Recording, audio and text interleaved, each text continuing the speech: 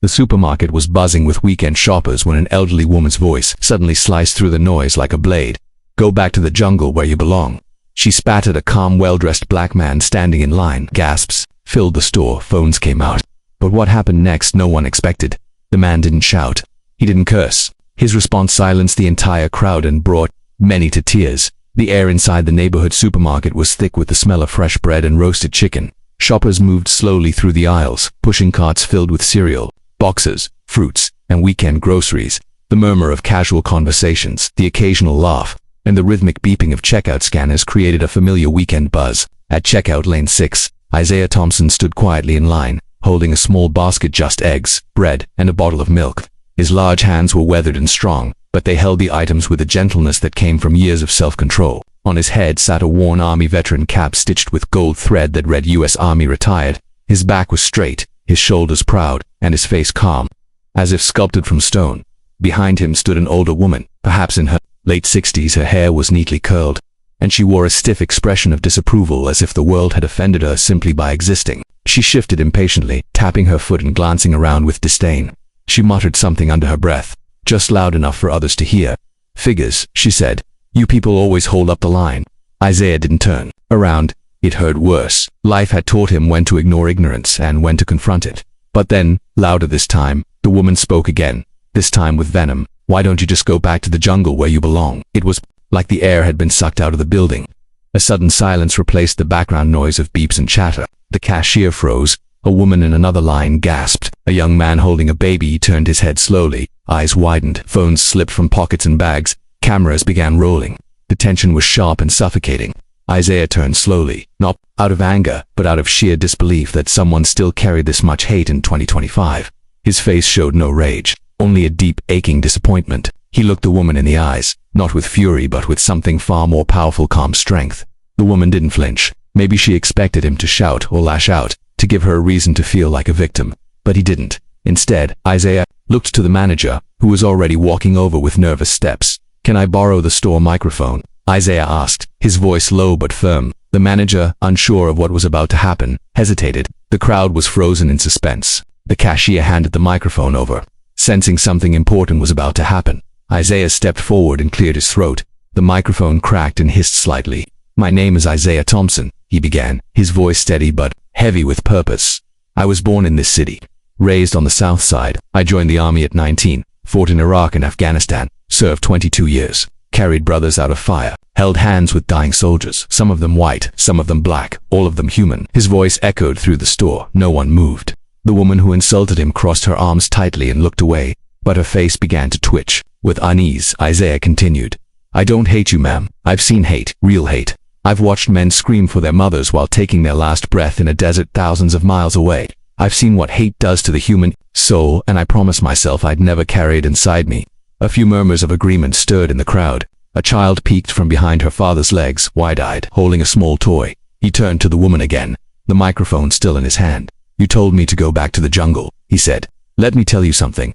The only jungle I've seen was in Vietnam when I trained there, and even then, I wasn't afraid. Not of the heat, not of the mud, not of the enemy. I wasn't afraid then, and I'm not afraid now, not of you, not of your words, not of your hate." The store was still silent, but something had shifted. People weren't just shocked, they were moved. Something deep and uncomfortable was stirring in their hearts. Isaiah looked at the people around him, then placed the microphone on the counter. "This is my country," he said, his voice lower now. "I helped build it, defend it, protect it. I've earned my place here, every inch of it, and I'll never let anyone make me feel otherwise." He picked up his bag of groceries, nodded respectfully to the stunned cashier, and walked toward the exit. As he passed the crowd, people slowly stepped aside. A few clapped quietly. A young man whispered, "Thank you, sir." A woman had tears in her eyes. Even the children seemed to sense something special had happened. The woman who had hurled those hateful words stood frozen, her face reddened with shame, but with the realization that her hate had been drowned not by rage, but by dignity. Outside the store, Isaiah breathed in the cool afternoon air. He didn't look back. He didn't need to. He had already said everything that needed to be said. Inside, the silence remained. It was no longer the silence of shock, but the silence that comes after truth has been spoken, and the world knows it cannot go back to pretending it didn't hear it. Isaiah didn't head straight home after the incident at the supermarket. Instead, he walked a few blocks to the park near Jefferson Street, a place he often visited when he needed time to think. The trees stood tall and still, swaying gently in the summer breeze, casting long shadows over the worn wooden benches. He sat beneath a large oak, the same one he had carved his initials into as a teenager. Time had smoothed over the letters, but they were still there.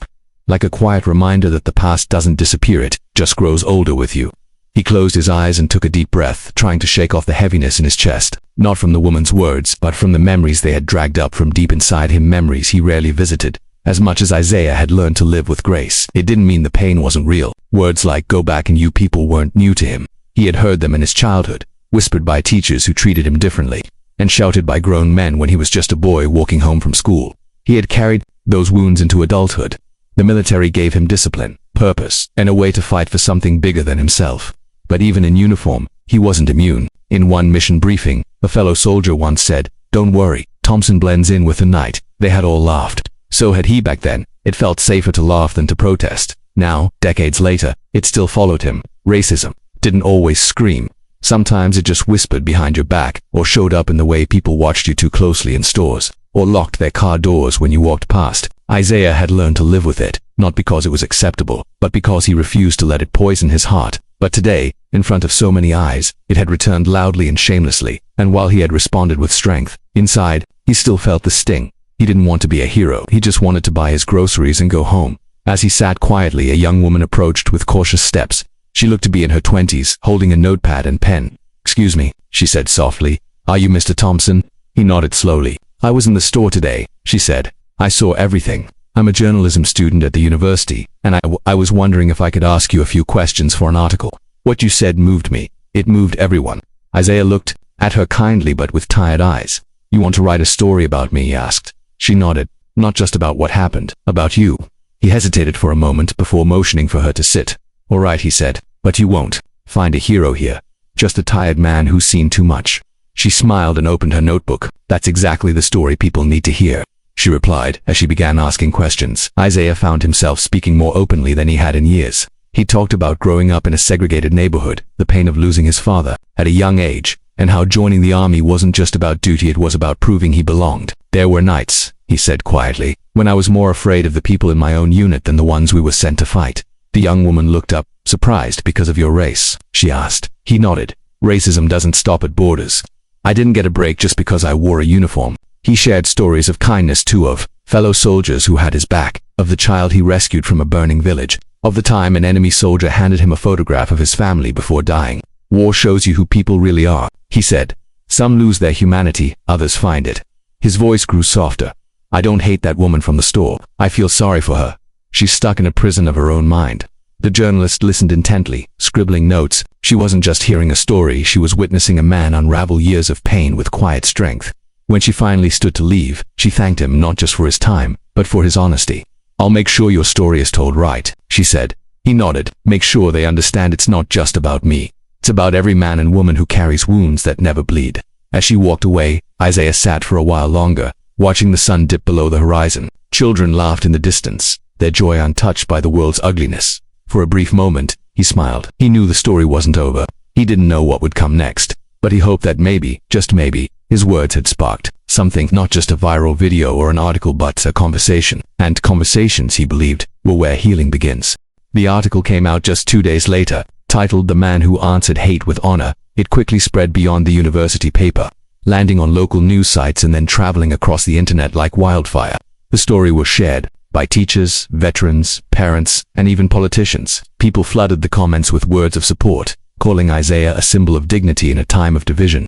But while the world was discovering him for the first time, Isaiah was still trying to make peace with something that had been stirring inside him since that moment in the store. He wasn't used to attention. He wasn't chasing applause. And despite the praise, he couldn't shake the feeling that the incident had scratched open a wound that had never truly healed. One morning, he stood in front of the mirror staring at the reflection of a man shaped by war and time. His eyes were tired, not from age but from carrying so much history. In his small living room, medals and framed photographs sat neatly on a shelf. One photo, in particular, always drew his gaze, a black and white image of him in uniform, arm around a fellow soldier named Chris Walker. Chris had been his closest friend during his second deployment. They had saved each other's lives more than once, but Chris didn't make it back. A roadside bomb had taken him on a routine patrol. Isaiah had held him in his final moments, whispering comfort, promising to tell his wife and daughter how brave he had been. That promise was one of the few he never fulfilled. After returning home, Isaiah tried writing a letter to Chris's family several times, but the words always got stuck somewhere between grief and guilt. Now, after all these years, the events at the supermarket had stirred up that memory again, vivid and painful. He realized that what happened with the racist woman wasn't just about her or her words. It was about everything he had carried in silence for decades. Every insult, every moment he was made to feel like an outsider in his own country. It wasn't just about what was said, it was about what had never been acknowledged. Later that afternoon, Isaiah sat down with a pen and paper and began writing. He wasn't sure what the letter would become, but he had to let it out. Not for the internet, not for the article, for himself. "Dear Chris," he began, his hand trembling slightly. "I should have written this a long time ago." The words began to pour from him, slow at first, then faster as the dam inside broke. He told Chris about the nightmares that never went away, about how every 4th of July made him flinch instead of cheer. He talked about the loneliness of returning to a country that didn't always see him as a hero. He confessed how much he missed him, not just as a soldier, but as a brother. The letter ended with something Isaiah had never said out loud before. "You once told me that we were fighting for a better world. I believed you, I still do, but some days it's hard. Some days I wonder if the world wants to be better at all. But then something happens, something small, like a kid smiling at me or a stranger calling me sir, and I feel hope again. That day in the store, I stood tall not for me, but for all the ones who never got to come home and speak their truth. I hope I made you proud."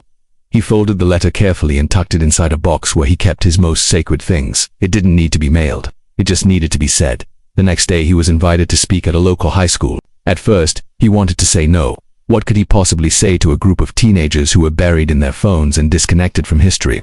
But something inside told him this was part of the journey, part of facing what had been buried for too long. So he accepted. When he walked into the gymnasium, hundreds of students sat on the bleachers, whispering and waiting. Many of them had read the article. A few even clapped when he entered. He didn't speak from a script, he spoke from the heart. He told them about his childhood, the war, the pain and the hope. He talked about how hate doesn't always come dressed in anger, it often hides in silence and indifference.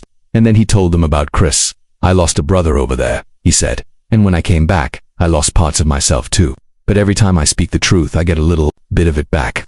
After the talk, students lined up to thank him. Some shared their own stories of racism, bullying, and feeling invisible.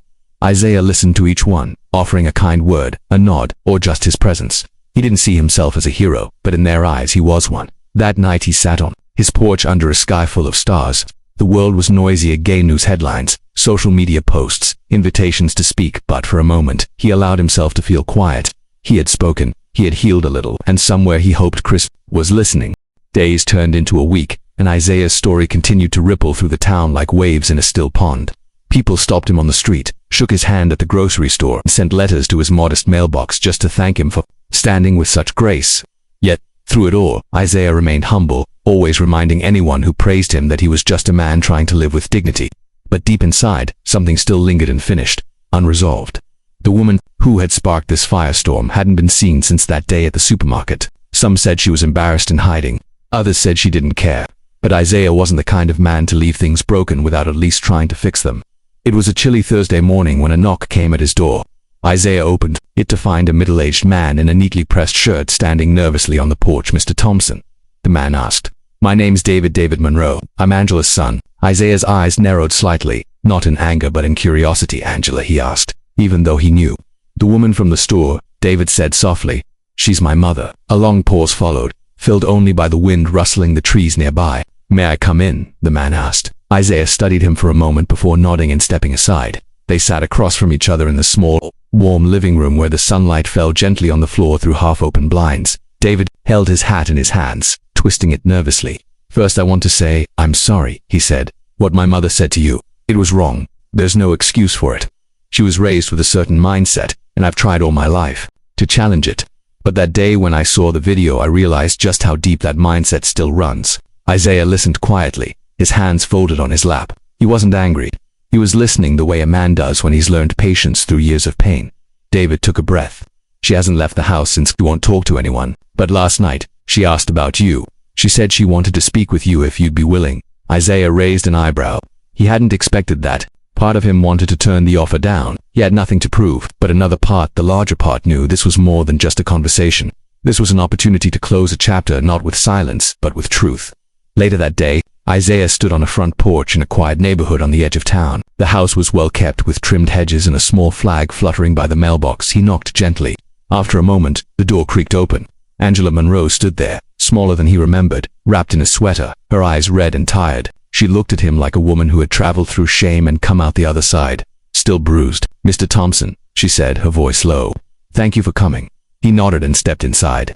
They sat at her kitchen table, 2 cups of tea steaming between them. The silence was thick at first, the kind of silence that carries history. "I wasn't always like that," Angela began suddenly. "When I was a girl, my father taught me things I didn't question. He used words I don't even want to repeat now.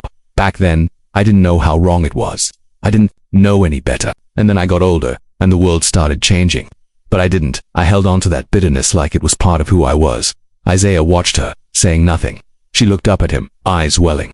"That day in the store, I saw your hat, I saw your skin. And I said the first ugly thing that came into my head. I don't even know why. I was angry about something else, and you became the target. But when you spoke, when you didn't fight back, you made me see myself, really see myself." A tear rolled down her cheek.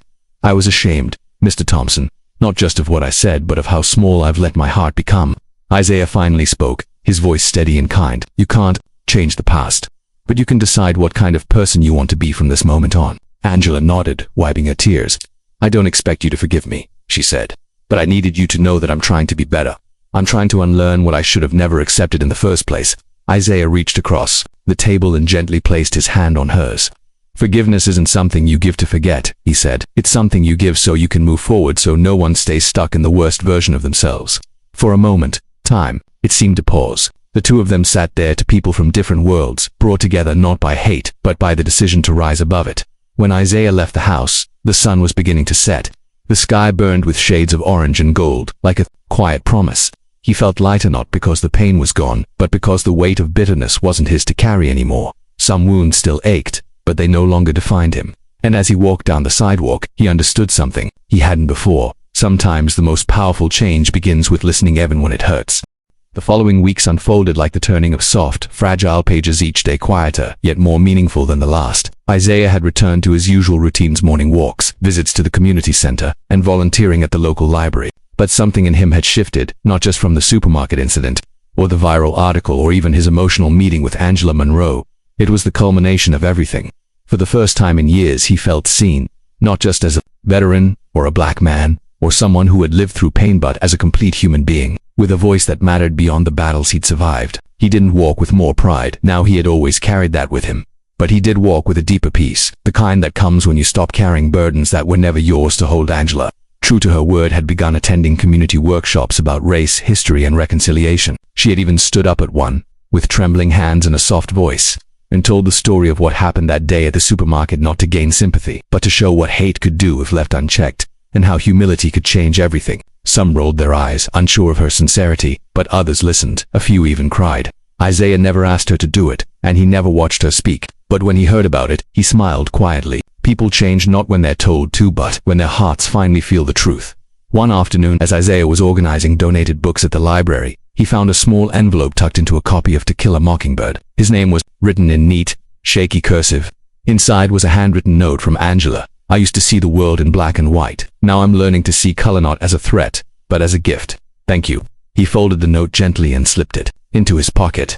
It didn't need a reply. It had already said everything. Later that week, Isaiah was asked to give one final speech, this time at the city's annual Veterans Day ceremony. At first he declined. He had said enough, done enough. He wasn't chasing spotlights, but after some reflection and encouragement from the young journalist who first wrote his story, he agreed.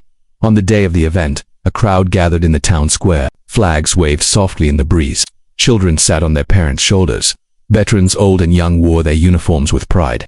As Isaiah stepped onto the stage, the applause was thunderous, but he raised a hand gently to settle it. He didn't want fanfare. He wanted truth. "I've worn this country's uniform for over 2 decades, he began. "I've seen war, I've seen peace, and I've seen the struggle in between. But some of the hardest battles I've faced weren't fought on foreign soil. They were fought right here, at home, in the hearts and minds of people who refused to see each other as equals." The crowd fell silent, every word landing with quiet weight. "What happened to me weeks ago, what was said to me, was not new. It's been said to people like me for generations.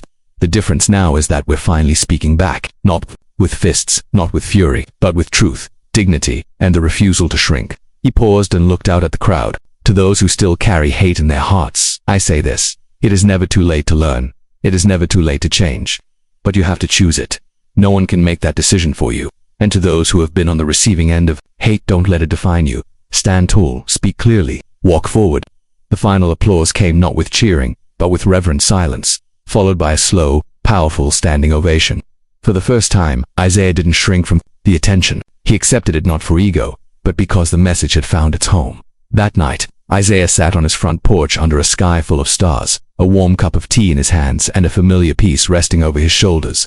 The world had not changed. Overnight, there would still be hard days, ugly moments and words that cut deeper than they should, but something had shifted within him, and perhaps within others too.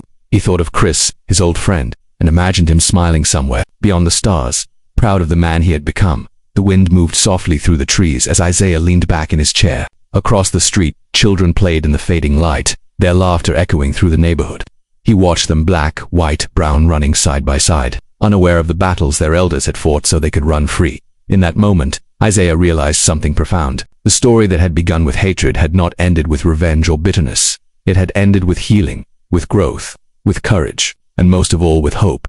He closed his eyes, let out a long breath, and smiled. The jungle, he had been told to go back to, didn't exist, but the future, that was real. And it was waiting. If this story moved you, don't forget to like, share, and leave your thoughts in the comments. Subscribe to The Black Struggle for more powerful and eye-opening stories that matter.